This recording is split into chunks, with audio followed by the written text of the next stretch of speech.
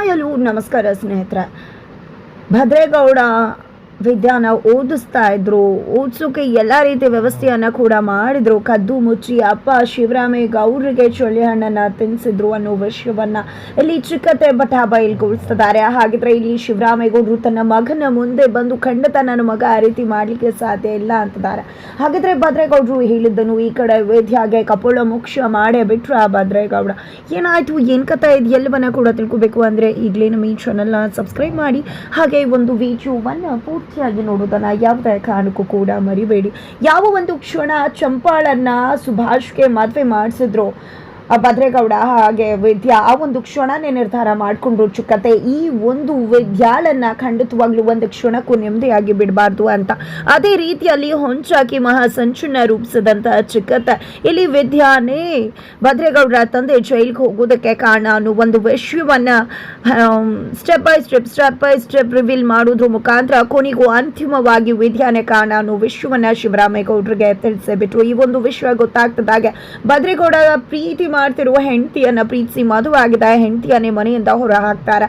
ಆದ್ರೆ ಇಲ್ಲಿ ವಿದ್ಯಾ ತಂದೆ ಯಾವುದೇ ಕಾರಣಕ್ಕೂ ನನ್ನ ಮಗಳು ಗಂಡನ ಮನೆಯ ಸಂಬಂಧವನ್ನ ಕಟ್ಕೊಳ್ದೆ ಇರಬಾರ್ದು ಅನ್ನೋ ಕಾರಣಕ್ಕೆ ಚಾವಟಿ ಹೇಟನ್ನ ಬೀಸ್ತಾ ಪಂಚಾಯಿತಿ ಕಟ್ಟಿಯನ್ನ ಸೇರಿಸ್ತಾರೆ. ಆ ಒಂದು ಪಂಚಾಯಿತಿಯಲ್ಲಿ ವಿದ್ಯಾ ಶಿವರಾಮೇಗೌಡರ ಮನೆಗೆ ಹೋಗೋದಾಗಿ ತೀರ್ಮಾನವಾಗುತ್ತೆ. ಇಲ್ಲಿ ಭದ್ರನ ವಿರುದ್ಧವಾಗಿ ಶಿವರಾಮೇಗೌಡರು ತನ್ನ ಸೊಸೆ ವಿದ್ಯಾಳನ್ನ ಮನೆ ಕರೆತರ್ತಾರೆ. ಬಟ್ ಇಲ್ಲಿ ಯಾವುದೇ ಕಾರಣಕ್ಕೂ ಈಕೆ ಮನೆ ಹೊಸಲು ಕೂಡ ಮೆಟ್ಟಬಾರ್ದು ಅಂತ ಹೇಳಿ ಭದ್ರೇಗೌಡರು ಹೇಳಿದಾಗ ಈ ಕಡೆ ಚಿಕ್ಕತೆ ಅವಳನ್ನ ಶೆಡ್ಗೆ ಹೋಗಿ ಹಾಕ್ತಾರೆ.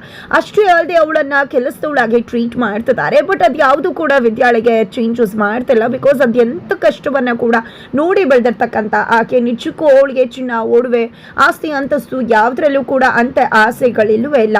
ಅವಳಿಗೆ ಇರೋದು ಜಸ್ಟ್ ಗಂಡನ ಪ್ರೀತಿ, ಅತ್ತೆ ಮಾವನ ವಿಶ್ವಾಸ, ಅಜ್ಜಿಯ ಕರುಣೆಯನ್ನ ಕಳ್ಕೊಂಡಿದ್ದೀನಿ ಅಂತಕ್ಕಂಥ ನೋವು. ಆ ಒಂದು ನೋವು ದೂರ ಆದ್ರೆ ಖಂಡಿತ ನಾನು ಗೆಲುವನ್ನ ಕೂಡ ಪಡ್ಕೊಂಡಾಗೆ ಅಂತ ಹೇಳ್ತಾಳೆ. ಜೊತೆಗೆ ನನ್ನ ಗಂಡನ ಪ್ರೀತಿಯನ್ನ ಮತ್ತೆ ಗಳಿಸಿ ಆ ಮನೆಗೆ ಕಾಲಿಟ್ಟೆ ಇಡ್ತೀನಿ ಅಂತ ಹೇಳಿ ಚಿಕ್ಕತ್ತೆಗೆ ಸವಾಲನ್ನ ಕೂಡ ಹಾಕ್ತಾಳೆ. ಈ ಒಂದು ಸವಾಲಿಗೆ ನಿಜವಾಗ್ಲೂ ಚಿಕ್ಕತ್ತೆ ಒಂದು ಕ್ಷಣ ಬೆಂಡೇಳ್ತಾರೆ ಅಂತಾನೆ ಹೇಳ್ಬೋದು. ಯಾಕಂದ್ರೆ ವಿದ್ಯಾ ಏನೇ ಹೇಳಿದ್ರು ಮಾಡಿದ್ರು ಖಂಡಿತವಾಗ್ಲೂ ಆಕೆ ಅದನ್ನ ಸಕ್ಸಸ್ಫುಲ್ ಆಗಿ ಮಾಡ್ತಾಳೆ ಅನ್ನೋದು ಚಿಕ್ಕತೆಗೆ ನಿಜಕ್ಕೂ ಕೂಡ ಗೊತ್ತದ. ಅದೇ ಕಾರಣಕ್ಕೆ ಆಕೆ ಹೇಳ್ದಾಗೆ ಮಾಡಿಬಿಟ್ರೆ ಅಂತ ಹೇಳಿ ಚಿಂತೆಗೀಡಾಗಿದ್ದಾರೆ. ಈ ಕಡೆ ಸಾವಿತ್ರಿ ಅವರು ವಿದ್ಯಾಗೆ ಕಾಟ ಕೊಡ್ತೀನಿ, ಪ್ರಾಬ್ಲಮ್ ಮಾಡ್ತೀನಿ ಅಂತ ಸರಿ ಆಯ್ತು, ನೀನು ಹಾಗೆ ಮಾಡು, ಭದ್ರನ ಕಥೆಯನ್ನ ನಾನು ನೋಡ್ಕೊತೀನಿ, ಯಾವುದೇ ಕಾರಣಕ್ಕೂ ವಿದ್ಯಾ ಈ ಮನೆಗೆ ಕಾಲಿಡಬಾರ್ದು ಅಂತ ಹೇಳಿ ಚಿಕ್ಕತ್ತೆ ಹೇಳ್ತಾರೆ. ತದನಂತರ ಮಗದೊಮ್ಮೆ ಚಿಕ್ಕತ್ತೆ ಶೆಡ್ಗೆ ಬರ್ತಾರೆ. ಶೆಡ್ಗೆ ಬಂದದ ಆಕೆಗೆ ಒಂದು ಸಿಲ್ವರ್ ಪ್ಲೇಟನ್ನ ಕೊಡ್ತಿದ್ದಾರೆ. ಇನ್ನು ಮುಂದೆ ನೋಡು ಚಂಪಾ, ಈ ಒಂದು ಸಿಲ್ವರ್ ಪ್ಲೇಟಲ್ಲಿ ಅವಳಿಗೆ ಊಟ ಕೊಡಬೇಕಾಗತ್ತೆ. ನಮ್ಮ ಮಾವ ಕೂಡ 6 ತಿಂಗಳು ಇದೇ ಸಿಲ್ವರ್ ಪ್ಲೇಟಲ್ಲಿ ಅಲ್ವಾ ಜೈಲಲ್ಲಿ ಊಟ ಮಾಡಿದ್ದು, ಅಂದಮೇಲೆ ಇವಳು ಕೂಡ ಇನ್ನು ಮುಂದೆ ಇದರಲ್ಲಿ ಊಟ ಮಾಡಬೇಕು ಅಂತ ತಿಳಿಸ್ತಾರೆ. ಅಯ್ಯೋ ಅದ್ರಲ್ಲಿ ನನಗೇನು ವ್ಯತ್ಯಾಸ ಆಗೋದಿಲ್ಲ, ತಪ್ಪು ಮಾಡಿದ್ದೇನೆ, ನನ್ನಿಂದಾನೆ ಮಾವಂಗೆ ಅಂತ ಪರಿಸ್ಥಿತಿ ಆಗಿದೆ ಅಂದಮೇಲೆ ಖಂಡಿತ ನಾನು ಇದರಲ್ಲಿ ಊಟ ಮಾಡೋದ್ರಲ್ಲಿ ಯಾವುದೇ ರೀತಿ ತಪ್ಪಿಲ್ಲ, ಖಂಡಿತ ನನಗೆ ಯಾವುದೇ ರೀತಿ ವ್ಯತ್ಯಾಸ ಆಗೋದಿಲ್ಲ. ಆದರೆ ನನಗೊಂದಂತೂ ಕ್ಲಿಯರ್ ಆಗಿ ಗೊತ್ತಾಗ್ತದ ಇವತ್ತು ಏನೆಲ್ಲ ನಡೆದಿದೆಯೋ ಅದಕ್ಕೆಲ್ಲ ಕಾರಣ ನೀವೇ ಅಂತ ಚಿಕ್ಕತ್ತ ಅಂದಾಗ ಕೊನೆಗೂ ಗೊತ್ತಾಯ್ತಾ, ಸರಿ ಆಯ್ತು ಬಿಡು, ನೀನು ಅವತ್ತು ನನ್ನ ಮಗನ ಜೀವನ ಹಾಳು ಮಾಡಿದ್ದೆ ನಾನೇ ತೀರ್ಮಾನ ಮಾಡ್ಕೊಂಡೆ ಅಂತ ಹೇಳಿ ಚಿಕ್ಕತ್ತೆ ಕೂಡ ಓಪನ್ ಸ್ಟೇಟ್ಮೆಂಟ್ ಅನ್ನ ಕೊಡ್ತಾರೆ. ನೀವು ಏನ್ ಮಾಡಿದ್ರು ಅದರಿಂದ ನನ್ಗೆ ಒಳ್ಳೇದೇ ಆಗಿದೆ, ಖಂಡಿತವಾಗ್ಲೂ ನೀವು ಹೇಳಿ ಒಳ್ಳೆ ಕೆಲಸ ಮಾಡಿದ್ರಿ, ಇಲ್ಲ ಅಂದಿದ್ರೆ ಖಂಡಿತವಾಗ್ಲೂ ಪ್ರತಿದಿನ ಪ್ರತಿ ಕ್ಷಣ ನಾನು ಸತ್ಯ ಹೇಳಿಲ್ವಲ್ಲ ಅನ್ನೋ ಕೊರ್ಗಲ್ಲೇ ನಾನು ಇರ್ತಿದ್ದೆ. ಆದ್ರೆ ಇವತ್ತು ಎಲ್ಲ ವಿಷಯ ಗೊತ್ತಾಗಿ ನಾನು ಒಂದು ರೀತಿ ನಿರಾಳ ಆಗಿದ್ದೀನಿ. ಇವತ್ತು ಶಿಕ್ಷೆ ಅನುಭವಿಸ್ತಿರ್ಬೋದು, ಬಟ್ ನಾನು ಶಿಕ್ಷೆಗೆ ಅರ್ಹಳಾಗಿದ್ದೀನಿ, ನನಗೆ ಮುಂದೆ ಯಾವುದೇ ರೀತಿಯ ವ್ಯತ್ಯಾಸ ಕೂಡ ಆಗೋದಿಲ್ಲ ಅಂತ ತಿಳಿಸ್ತಾಳೆ. ತದನಂತರ ಚಿಕ್ಕತೆ ಹೋಗ್ತಿದ್ದಾಗ ಈ ಕಡೆ ಚಂಪಾ, ಅಕ್ಕ ಇದ್ರಲ್ಲಿ ನೀವು ಊಟ ಮಾಡುದಾ ಅಂದಾಗ ಅದರಲ್ಲಿ ಏನಿದೆ ಚಂಪಾ, ನಮ್ಮವ ಇದರಲ್ಲಿ ಊಟ ಮಾಡಲಿಲ್ವಾ, ನಿಜಕ್ಕೂ ಹೇಳಬೇಕು ಅಂದ್ರೆ ನನಗೆ ಈ ಒಂದು ಶಿಕ್ಷೆ ಸರಿಯಾಗೇ ಇದೆ, ಊಟ ಬಡಿಸು ಇನ್ನು ಇದರಲ್ಲೇ ಅಂತ ಹೇಳ್ತಾರೆ. ತದನಂತರ ಇಲ್ಲಿ ಭದ್ರೇಗೌಡರ ಸ್ನೇಹಿತರು ಹೊರಗಡೆ ಮಲ್ಕೊಂಡಿರ್ತಾರೆ ಕಲ್ ಮೇಲೆ. ಅಲ್ಲಿಗೆ ಅಣ್ಣಯ್ಯ ಏನಾಯ್ತು ಅಂತ ವಿದ್ಯಾ ಬರ್ತಾಳೆ. ಯಾಕೆ ರೀತಿ ಮಲ್ಕೊಂಡಿದ್ರೆ, ಯಾವಾಗಲೂ ಕೂಡ ನೀವು ಅವ್ರ ಹತ್ರನೇ ತಾನೇ ಇರ್ತಿದ್ದು ಅಂಥದ್ರಲ್ಲಿ ಇವತ್ತು ಯಾಕೆ ಗೌಡ್ರ ಜೊತೆ ಇಲ್ಲದೆ ನೀವು ಇಲ್ಲಕ್ಕೆ ಬಂದಿದ್ರ ಅಂತ ಕೇಳಿದಾಗ ಅವನು ಬದಲಾಗಿದ್ದಾನೆ. ಅವನಿಗೆ ಯಾವುದೇ ಸತ್ಯ ಹೇಳಿದ್ರು ಒಳ್ಳೆ ಮಾತು ಹೇಳಿದ್ರು ಕಿವಿ ಕೇಳಿಸ್ತಾ ಇಲ್ಲ, ಯಾವುದನ್ನು ಕೂಡ ಕೇಳಿಸ್ಕೊಳ್ಳೋಕೆ ರೆಡಿ ಇಲ್ಲ ಅಂತ ಹೇಳಿದಾಗ ಅವರ ಪರಿಸ್ಥಿತಿಯಲ್ಲಿ ಯಾರೇ ಇದ್ರು ಕೂಡ ಅದೇ ರೀತಿ ಮಾಡ್ತಿದ್ರು. ಇವತ್ತು ಅವರ ಪರಿಸ್ಥಿತಿ ಕೂಡ ಅದೇ ರೀತಿ ಇದೆ ಅಲ್ವಾ, ಖಂಡಿತ ಎಲ್ಲವೂ ಕೂಡ ಸರಿ ಹೋಗುತ್ತೆ ಅಂತ ವಿದ್ಯಾ ಹೇಳಿದಾಗ ಸರಿ ಹೋಗೋದಿಲ್ಲ, ಸರಿ ಆಗೋದಕ್ಕೆ ಸುಭಾಷ ಮತ್ತೆ ಅವ್ನ ಕುಟುಂಬ ಬಿಡ್ತಿಲ್ಲ, ನಿಮ್ಮ ಬಗ್ಗೆ ಇಲ್ಲದೆ ಇರೋದು ಹೇಳ್ತಿದ್ದಾರೆ, ಜೊತೆಗೆ ಅವನನ್ನ ಕುಡ್ದಕ್ಕೆ ಶರಣಾಗತಿಯಾಗಿ ಮಾಡೋ ರೀತಿ ಮಾಡ್ತಿದ್ದಾರೆ. ನಿಜಕ್ಕೂ ಇವತ್ತು ಭದ್ರ ಕುಡಿಯೋದ್ರಲ್ಲೇ ಕಾಲ ಕಳೀತಿದ್ದಾರೆ ಅಂತ ಹೇಳಿ ಫ್ರೆಂಡ್ ಹೇಳಿದಾಗ, ಇಲ್ಲ, ನನ್ನ ಮನೆ ನೆಮ್ಮದಿಯನ್ನು ಯಾವುದೇ ಕಾರಣಕ್ಕೂ ನಾನು ಹಾಳು ಮಾಡ್ಕೊಳ್ಳೋದಕ್ಕೆ ಇಷ್ಟಪಡುವುದಿಲ್ಲ. ನಾನು ದೂರ ಇರ್ಬೋದು, ಆದರೆ ನಾನು ಯಾವತ್ತಿತ್ತು ಕೂಡ ನಮ್ಮ ಗೌಡ್ರ ಹೆಂಡ್ತಿನ, ನಮ್ಮ ಗೌಡ್ರ ಬದುಕು ಈ ರೀತಿ ಆಗ್ತದೆ ಅಂದರೆ ಅದನ್ನು ನೋಡ್ಕೊಂಡು ನಾನು ಸುಮ್ಮನೆ ಇರುವುದಿಲ್ಲ. ನಮ್ಮ ಮನೆ, ನನ್ನ ಬದುಕು ಯಾವುದನ್ನ ಕೂಡ ನಾನು ಹಾಳು ಮಾಡ್ಕೊಳ್ಳೋದಿಲ್ಲ ಅಂತ ಹೇಳಿದ್ದೆ. ಭದ್ರೇಗೌಡ್ರ ಹತ್ರಕ್ಕೆ ಹೋಗ್ತಾರೆ. ಈ ಕಡೆ ಭದ್ರ ಕುಡಿತಾ ಕೂತಿರ್ಬೇಕಿದ್ರೆ, ಗೌಡ್ರೆ ಯಾಕೆ ರೀತಿ ಕುಡಿದು ನಿಮ್ಮ ಪರಿಸ್ಥಿತಿನ ಹಾಳು ಮಾಡ್ಕೋತಿದ್ರ, ನಿಮ್ಮ ಆರೋಗ್ಯ ಹಾಳಾಗ್ತದೆ ಅಂದಾಗ ಏನು ಮಾತಾಡ್ತಿದ್ಯಾ, ನಿನ್ನ ಯಾರು ಎಲ್ಲಿಗೆ ಬರೋಕೆ ಹೇಳಿದ್ದು, ಮೊದಲು ಇಲ್ಲಿಂದ ಹೋಗ್ತಾ ಇರು ಅಂದಾಗ, ನಾನು ನಿಮ್ಮ ಹೆಂಡತಿ, ನಾನು ಶೆಡ್ಡಲ್ಲಿ ಇರ್ಬೋದು, ಹಾಗಂದು ಮಾತ್ರಕ್ಕೆ ನಿಮ್ಮ ಹೆಂಡತಿ ಸ್ಥಾನದಿಂದ ಖಂಡಿತ ಕೆಳಗೆ ಇಳ್ದಿಲ್ಲ. ನನಗೆ ಇರೋದು ನಿಮ್ಮ ಬಗ್ಗೆ ಎಲ್ಲ ರೀತಿ ಕಾಳಜಿ ಮಾಡೋ ರೈಟ್ಸು ಎಲ್ರಿಗಿಂತ ಹೆಚ್ಚಾಗಿ ಅನ್ನೋದನ್ನ ನೆನ್ಪಿಟ್ಕೊಳ್ಳಿ.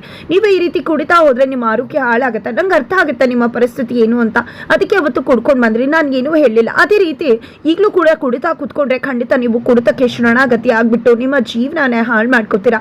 ಖಂಡಿತ ಇದನ್ನೆಲ್ಲ ನೋಡೋದಕ್ಕೆ ನನ್ನಿಂದ ಆಗೋದಿಲ್ಲ ಅಂದಾಗ ಭದ್ರೇಗೌಡ ಕೋಪ ಬಂದಿದ್ದೆ. ನೀನು ಹೇಳ್ತಿದ್ಯಾ, ಸುಳ್ಳು ಹೇಳಿರೋ ನೀನು ನನ್ನ ಹತ್ರ ಮಾತನಾಡ್ತಿದ್ಯಾ ಅಂತ ಹೇಳಿ ಹೊಡಿಯೋಕೆ ಮುಂದಾಗ್ಬಿಡ್ತಾರೆ. ಹೊಡೀರಿ, ನನ್ನ ಶಿಕ್ಷೆ ಅಂತ ಅನ್ಕೋತೀನಿ, ಆದರೆ ಏನು ಬೇಕಿದ್ರು ಶಿಕ್ಷೆ ಕೊಡಿ, ಆದರೆ ನಿಮಗೆ ನೀವೇ ಈ ರೀತಿ ಶಿಕ್ಷೆ ಕೊಟ್ಕೋಬೇಡಿ ಅಂತ ಹೇಳ್ತಾರೆ. ಜೊತೆಗೆ ನಾನು ನಿಮ್ಮ ಹೆಂಡತಿ ಅಂದಾಗ, ಯಾವ ಹೆಂಡತಿ, ಯಾವತ್ತೂ ಆ ಸ್ಥಾನಮಾನ ನಿನಗೆ ಹೊಟ್ಟೋಯ್ತು, ಇನ್ನು ಮುಂದೆ ನಾನು ಕಣ್ಣ ಕಾಣಿಸ್ಕೊಳ್ಳೇಬೇಡ ಅಂತ ಭದ್ರೇಗೌಡರು ಜೋರಾಗಿ ಚೀರಿ ಅಲ್ಲಿಂದ ಹೋಗ್ಬಿಡ್ತಾರೆ.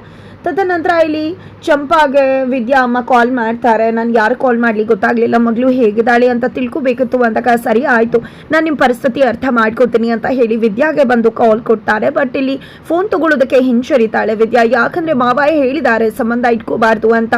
ಹೇಗೆ ಮಾತಾಡಲಿ ನಾನು ಅವ್ವನ ಹತ್ರ ಅಂದಾಗ, ಅವರು ನಿಮ್ಮನ್ನ ಇಲ್ಲಿಗೆ ಬರಬಾರ್ದು, ಅಲ್ಲಿಗೆ ಹೋಗಬಾರ್ದು ಅಂತ ಹೇಳಿರೋದಕ್ಕೆ ಮಾತಾಡ್ಬೋದು, ಮಾತಾಡಿ ಯಾರಿಗೂ ಗೊತ್ತಾಗೋದಿಲ್ಲ ಅಂತ ಚಂಪಾ ಹೇಳಿದಾಗ, ಸರಿ ಆಯಿತು ಅಂತ ಹೇಳಿ ವಿದ್ಯಾ ಕೂಡ ಮಾತನಾಡ್ತಾರೆ.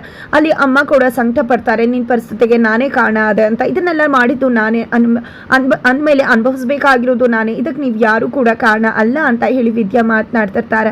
ಅಷ್ಟರಲ್ಲಿ ಸರಿ ಆಯಿತು ಅಂತ ಕಾಲ್ ಕಟ್ ಮಾಡೋದಕ್ಕೂ ಅಲ್ಲಿ ಅಜ್ಜಿ ಬರೋದಕ್ಕೂ ಒಂದೇ ಆಗುತ್ತೆ. ಫೋನನ್ನು ಉಸ್ಕೊಂಡ್ಬಿಡ್ತಾರೆ ವಿದ್ಯಾ. ಏನು ಮಾಡ್ತಿದ್ರಿ ಅಂದಾಗ, ತರಕಾರಿ ಹೆಚ್ಚಿದ್ರು ವಿದ್ಯಾಕ ಹೆಲ್ಪ್ ಮಾಡೋಣ ಅಂತ ಬಂದೆ ಅಜ್ಜಿ ಅಂತ ಹೇಳಿ ಚಂಪಾ ಹೇಳಿದಾಗ, ನಾನು ಎಷ್ಟು ಬಾರಿ ಹೇಳಿಲ್ಲ ಇಂಥ ಕೆಲಸ ಮಾಡಬಾರ್ದು, ಬಟ್ಟೆ ಹೋಗಿಬಾರ್ದು, ಪಾತ್ರೆ ತೊಳಿಬಾರ್ದು ಅಂತ, ಸುಮ್ಮನೆ ವಿನಾಕಾರಣ ಏನೇನೋ ಮಾಡಿ ನನ್ನ ಮೊಮ್ಮಗಂಗೆ ತೊಂದರೆ ಆಗೋ ಹಾಗೆ ಮಾಡಬೇಡ, ಇನ್ನು ಮುಂದೆ ನೀನು ಇಲ್ಲಿ ಊಟ ಮಾಡೋದಲ್ಲ, ಚಂಪಾ ಅಲ್ಲಾಗಿರೋ ಊಟನೇ ಇಲ್ಲಿಗೆ ತಂದ್ಕೊಡು, ನೀನೇ ಏನೇ ಇದ್ರೂ ಕೆಲಸ ಮಾಡು, ಬಟ್ಟೆ ಏನಾದರೂ ಇದ್ರೆ ಅವಳು ಕೊಡು, ಮಿಷಿನ್ಗೆ ಹಾಕಿ ಒಕ್ಕೊಡ್ತಾಳೆ ವಿದ್ಯಾ ಅಂತ ಹೇಳಿ ಅಜ್ಜಿ ಹೇಳ್ತಾರೆ. ನಾನು ಹೇಳಿದ ಮಾತನ್ನೇ ಕೇಳಬೇಕು, ಕಷಾಯ ಇಟ್ಟಿದ್ದೀನಿ ತಗೊಂಡ್ ಬಾ ಚಂಪಾ ಅಂತ ಹೇಳಿ ಕಷಾಯ ತಂದು ಈ ಕಡೆ ವಿದ್ಯಾ ಕುಡಿಸ್ತಾರೆ. ಇದು ಕೈ ಇದೆ ಅಂದಾಗ ಇನ್ನೇನು ಔಷಧಿ ಸಿಹಿ ಆಗಿರತ್ತಾ, ಕುಡಿ, ಏನಾದ್ರು ಕುಡಿದೆ ಅಡ್ಡದಿಡ್ಡಿ ನಾಟಕ ಮಾಡಿದ್ರೆ ಖಂಡಿತವಾಗ್ಲೂ ಕೂಡ 2 ಲೋಟ ಕುಡಿಸ್ಬಿಡ್ತೀನಿ ಅಂತ ಹೇಳಿ ಎಚ್ಚರಿಕೆ ಕೊಟ್ಟು ವಿದ್ಯಾ ಅಜ್ಜಿ ಅಲ್ಲಿಂದ ಹೋಗ್ತಾರೆ. ನಂತರ ಚಂಪನ ಹತ್ರ ನಾನು ಓದಿನ ಪುಸ್ತಕನ ತಗೊಂಡ್ ಬಾ ಅಂತ ಹೇಳಿ ತರಿಸ್ಕೋಬೇಕಾದ್ರೆ ಅದು ಚಿಕ್ಕತೆ ಕೈಗೆ ಸಿಕ್ಕಾಕೊಳ್ಳುತ್ತೆ. ಕೊನೆಗೂ ಆ ಒಂದು ಸತ್ಯವನ್ನ ಶಿವರಾಮೇಗೌಡರು ಮುಂದೆ ಬೈಲ್ ಮಾಡೋದಕ್ಕೆ ಚಿಕ್ಕತೆ ಸದ್ದುವಾಗಿದ್ದಾರೆ. ನೋಡಿ, ಇಲ್ಲಿ ನಿಮ್ಮ ಬೆನ್ನಿ ಹಿಂದೆ ಆಕೆ ಓದ್ತಿದ್ದಾಳೆ ಅಂತ ಹೇಳಿ ವಿದ್ಯಾ ಓದ್ತಿರೋ ವಿಷಯವನ್ನ ರಿವೀಲ್ ಮಾಡ್ತಿದ್ದಾರೆ. ಅದನ್ನ ನೋಡಿದ್ದೆ ಶಿವರಾಮೇಗೌಡರು ಕೆಂಡಾಮಂಡಲ ಆಗ್ತಾರೆ. ಜೊತೆಗೆ ಇದ್ರ ಹಿಂದೆ ಇರ್ತಕ್ಕಂಥದ್ದು ನಿಮ್ಮ ಮಗ ಭದ್ರಾನಿ ಓದಿಸ್ತಿರೋದು ಅಂದಾಗ, ನನ್ನ ಮಗ ಅಂತ ಕೆಲಸ ಮಾಡೋದಿಲ್ಲ ಅಂತ ಕಣ್ಣೀರು ಹಾಕಿ ಮಗನ ಮುಂದೆ ಇಟ್ಟಾಗ ಮಗ ಕುಸಿದು ಹೋಗ್ತಿದ್ದಾರೆ. ಬಿಕಾಸ್ ಇಲ್ಲಿ ಶಿವರಾಮೇಗೌಡರು ತನ್ನ ಮಗನ ಅಷ್ಟು ನಂಬ್ತಿದ್ದಾರೆ, ಆದರೆ ನಂಬಿಕೆ ದ್ರೋಹ ಮಾಡಿದೀನಿ ಅಂತ ಹೇಳಿ ಇಲ್ಲಿ ಭದ್ರೇಗೌಡರಿಗೆ ತಲೆ ಎತ್ತೋಕ್ಕೂ ಕೂಡ ಸಾಧ್ಯ ಆಗ್ತಿಲ್ಲ. ಈ ಕಡೆ ವಿದ್ಯಾ ಏನು ಮಾಡೋದು ಅಂತ ತೋಚದೆ ಬದ್ದಾಡ್ತಿದ್ದಾಳೆ. ಹಾಗಿದ್ರೆ ಏನಾಗುತ್ತೆ ಮುಂದಿನ ವಿಡಿಯೋ ನೋಡಿ.